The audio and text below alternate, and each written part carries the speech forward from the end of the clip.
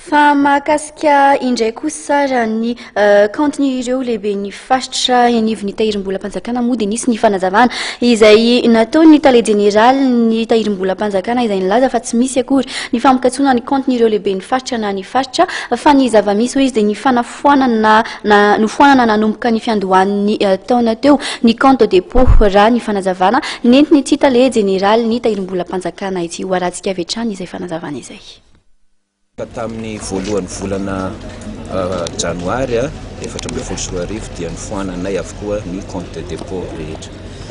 dia fandaminana vaovao zany fomba fitantanana zany irahana amin'ny cour des comptes io sy ny fanjakana ray manontolo ny momba ny région izay mbola niasa tamin'ny compte dépôt dia azony zareo ampiasaina foana averiko ihany azony ampiasaina ny ambom-bola tao anatin'ny compte dépôt fa somary miverina amin'ny fitantanana ao anatin'ny ataontsika hoe orthodoxie financière misy ny ordonnateur misy ny comptable dia miova kely zany ny fomba fampiasana amin'izay fon'izay ny faritra fa tsy misy an'izany hoe bloqué na tsy bloqué zany.